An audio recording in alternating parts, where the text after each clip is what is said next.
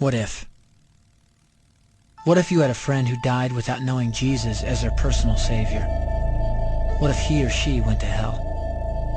What if one day you received a letter in the mail from beyond? A letter from hell. A letter from your friend in the flames of eternal torment. The following is a dramatic presentation. It was written by a fictitious high school student named Josh to a friend named Zach. Although Zach had every opportunity to tell Josh about Jesus, he didn't. They were best friends. They played soccer together, they went to classes together, they partied together, they shared their lives with each other. But there was one thing Zach held back from Josh: his personal relationship with Jesus Christ. The rest of the story is simple and sad. A few too many beers, a tragic drive home, a crash, a death, a funeral, a letter. Here is that letter in its entirety. A letter from hell.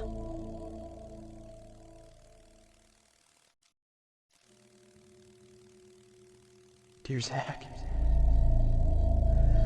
I died today. It's a lot different than I expected.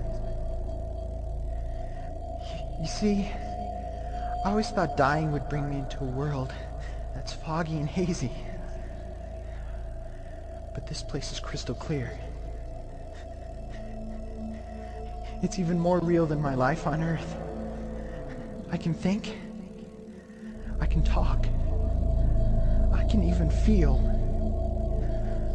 Right after the wreck, I could feel my spirit leaving my body. It was the weirdest thing, Zach.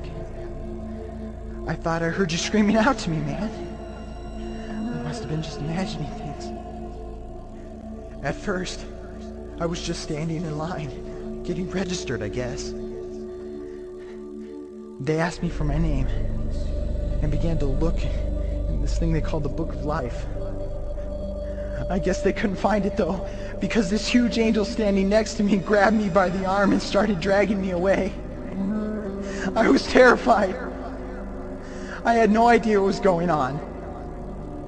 I asked the angel where he was taking me, but he didn't answer. So I asked him again.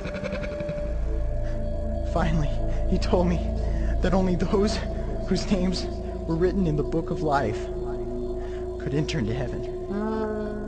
And the rest would be condemned to hell forever.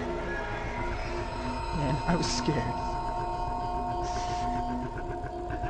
The angel threw me into some kind of holding cell where I've been sitting and thinking for a long, long time. Do you want to know what I've been thinking about? I've been thinking about you. Zach, you're a Christian. You told me so yourself. I mean, we talked about it 3 different times today. Kelly brought it up, and you laughed it off. Coach Adams brought it up, and you changed the subject. I mean, it came up right before the wreck. Well, the question I can't get out of my mind is this, Zach. Why haven't you ever told me about how to become a Christian? I mean, you say you're my friend, but if you really were, you would have told me about this Jesus, and told me how to escape this terrible place that I'm headed for. I can feel my heart pounding in my chest. The angels who have been chosen to cast me into hell are coming down the hallway. I can hear their footsteps. I've heard of this hell, Zach. They call it the lake of fire. I can't stand it, Zach. I'm terrified. No, the angels are at the door. Oh no. No! They're coming in and they're pointing at me. They're grabbing me and carrying me out of the room. I can already smell the burning sulfur and brimstone. I can see the edge of the cliff where hell burns. This is it. I am without hope. We're coming closer, closer, closer. My heart is bursting with fear. They're holding me over the flames. I'm damned forever. This is it. They have thrown me in. Fire, pain, hell. Why, Zach? Why didn't you ever tell me about Jesus?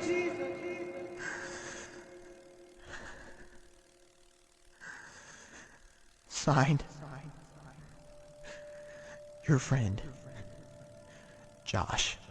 Your friend, Josh. P.S. Welcome. Wish you were here. Wish you were here. Wish you were here. Wish you were here. Don't bother me. Don't bother me with souls to save. I have my own agenda.